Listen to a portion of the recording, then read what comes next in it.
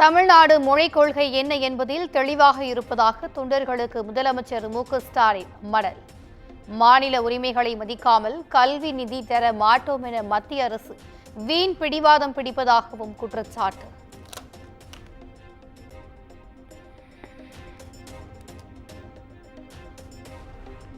இந்தியை நாட்டின் ஆட்சி மொழியாக்கும் முயற்சிதான் இந்தி திணிப்பு என்று முதலமைச்சர் மு.க.ஸ்டாலின் குற்றச்சாட்டு. மும்மொழி கொள்கை என்ற போர்வையில் ஒரு மொழியை படிக்கலாம் என்று பாஜக அரசு பசப்புகிறது எனவும் விமர்சனம்.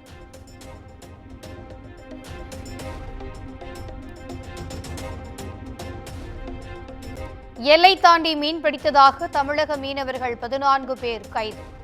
இலங்கை கடற்படையின் அட்டூழியத்தில் மீனவ மக்கள் கொந்தளிப்பு.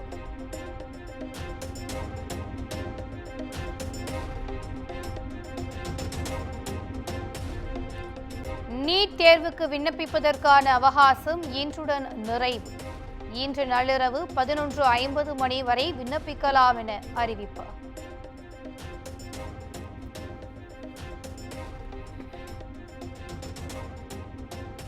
அரசு நிறுவனங்களை கமிஷன் மையங்களாக இயக்கியதன் விளைவுதான் அமலாக்கத்துறையின் சோதனை. டாஸ்மாக் நிறுவனத்தில் நடைபெற்ற சோதனையை குறிப்பிட்டு அண்ணாமலை விமர்சனம்.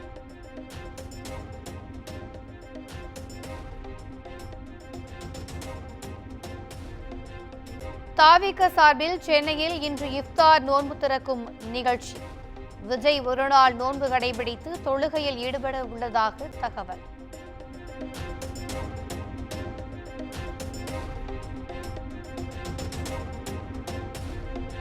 தேசிய அளவில் நடைபெற்ற ஸ்மார்ட் சிட்டி திட்டங்களுக்கான போட்டியில் தஞ்சை மாநகராட்சி வெற்றி. முதலிடம் பிடித்த தஞ்சாவூர் மாநகராட்சிக்கு 165 கோடி ரூபாய் வளர்ச்சி நிதி ஒதுக்கீடு.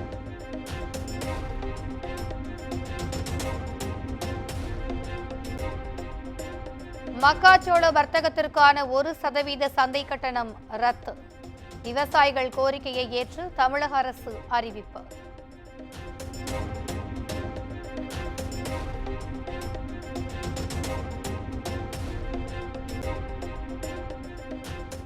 கோடநாடு வழக்கில் முன்னாள் முதல்வர் ஜெயலலிதாவின் முதன்மை பாதுகாப்பு அதிகாரியான வீரபெருமாளுக்கு சம்மன்.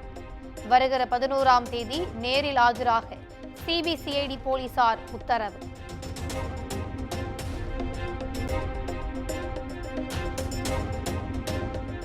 கோடநாடு எஸ்டேட் மேலாளர் நடராஜனிடம் சிபிசிஐடி அதிகாரிகள் 8 மணி நேரம் விசாரணை.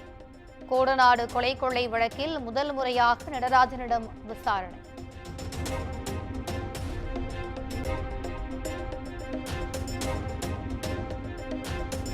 கொடைக்கானல் பேரிஜம் ஏரியை பார்வையிட அனுமதி.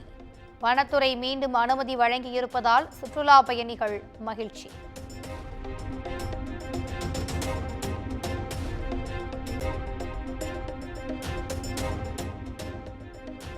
நெல்லையில் பழிக்கு பழியாக ரவுடியை கொலை செய்த முக்கிய குற்றவாளிக்கு மரண தண்டனை விதிப்பு. 4 குற்றவாளிகளுக்கு ஆயுள் தண்டனை விதித்து நெல்லை நீதிமன்றம் அதிரடி தீர்ப்பு.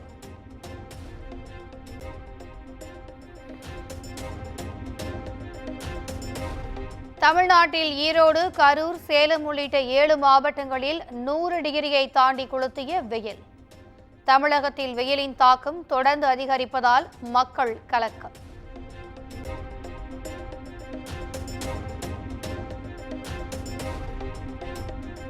இருபது நிமிடங்களுக்கு ஒருமுறை தண்ணீர் குடிக்க வேண்டும்.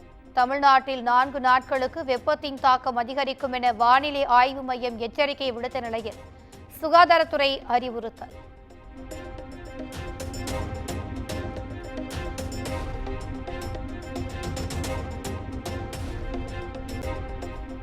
நாட்டில் காடுகளில் இருந்து நக்சலிசம் அழிக்கப்பட்டு வருகிறது.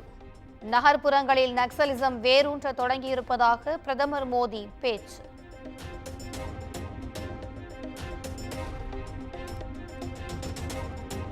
காஷ்மீரின் ஒரு பகுதியை சீனா ஆக்கிரமித்துள்ளது குறித்து பேச மறுப்பது ஏன்? மத்திய பாஜக அரசுக்கு ஜம்மு காஷ்மீர் முதலமைச்சர் உமர் அப்துல்லா கேள்வி.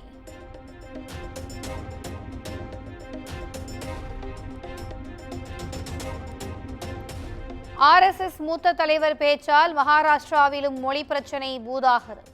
மராத்தி தான் மகாராஷ்டிராவின் தாய்மொழி என முதலமைச்சர் பட்னவிஸ் விளக்கம்.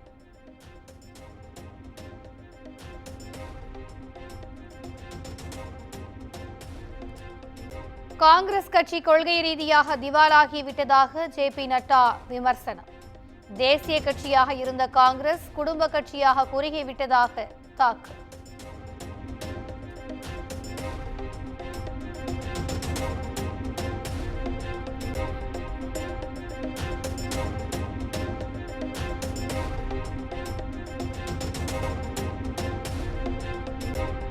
ஒடிசாவில் மீன்பிடி துறைமுகத்தில் பயங்கர தீ விபத்து. பல லட்சம் ரூபாய் மதிப்புள்ள 17 விசைப்படகுகள் எரிந்து நாசம்.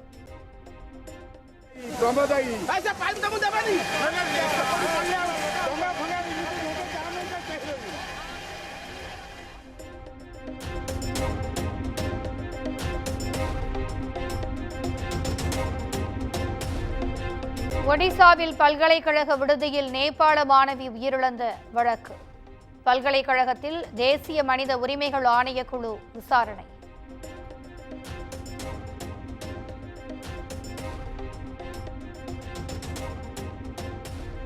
ஒடிசாவில் அனைத்து அரசு பள்ளி கட்டடங்களுக்கும் காவி நிறத்தில் இருக்க வேண்டும் என மாநில அரசு உத்தரவு. பாஜக அரசு கல்வியை காவிமயமாக்க முயற்சிப்பதாக எதிர்க்கட்சிகள் குற்றச்சாட்டு.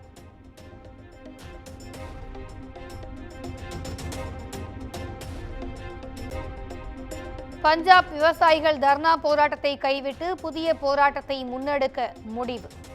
வரும் 10ஆம் தேதி ஆளும் ஆம் ஆத்மி எம்எல்ஏக்களின் வீடுகளை முற்றுகையிட விவசாயிகள் திட்டம்.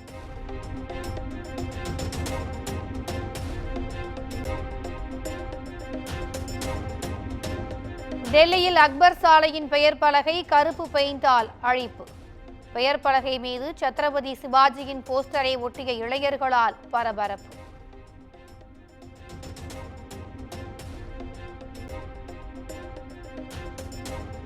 தங்க கடத்தலில் ஈடுபட்ட நடிகை ரன்யாராவை 4 நாட்கள் காவலில் எடுத்து விசாரிக்க சுங்கத்துறைக்கு அனுமதி. நாளை மறுநாள் காவலில் எடுத்து விசாரிக்க அனுமதி வழங்கியது பெங்களூரு நீதிமன்றம்.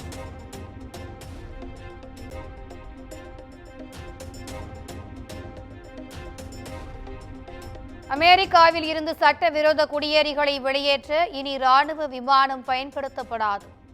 ராணுவ விமானத்தை பயன்படுத்துவதால் ஏற்படும் கூடுதல் செலவை குறைக்க அமெரிக்கா நடவடிக்கை.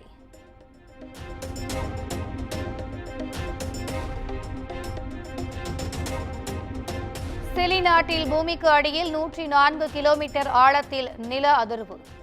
ரிக்டர் அளவில் 6.1 பதிவான நில அதிர்வால் அதிர்ந்த கட்டடங்கள்.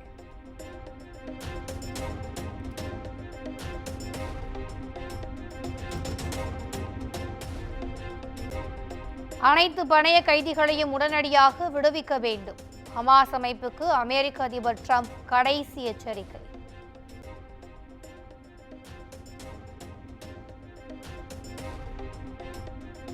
ஓய்வு முடிவை திரும்ப பெற்றார் இந்திய கால்பந்து ஜாம்பவான் சுனில் சேத்ரி. இம்மாதம் நடைபெறவுள்ள ஃபிஃபா நட்புறவு போட்டியில் பங்கேற்க இருப்பதாக அறிவிப்பு.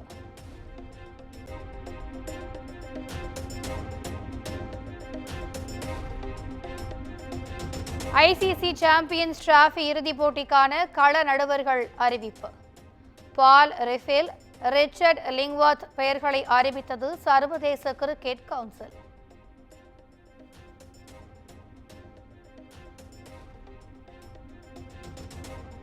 மாரி செல்வராஜ் இயக்கத்தில் துருவ் விக்ரம் நடிக்கும் பாய்சன் திரைப்படம். படத்தின் ஃபர்ஸ்ட் லுக் இன்று மாலை 5 மணிக்கு வெளியாகிறது.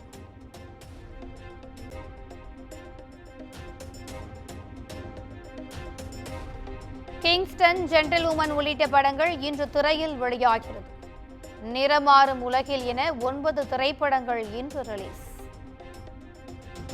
குமுதம் மற்றும் தமிழ்நாடு மின்சார வாரியம் இணைந்து வழங்கும் சிக்கனமும் பாதுகாப்பும் யூஸ்ஃபுல் டிப்ஸ். மின் நுகர்வோர் சேவை மையம். மின் கட்டணம் தொடர்பான சந்தேகங்கள், இலவச மின் இணைப்பு குறித்த தகவல்கள், பழுதடைந்த மின் கம்பங்கள் அல்லது பில்லர் பாக்ஸ் குறித்த தகவல் தர, மின் இணைப்பு பெயர் மாற்றம் குறித்த சந்தேகம், இவை அனைத்திற்கும் 9497 94987 என்ற எண்ணை தொடர்பு கொள்ளவும்.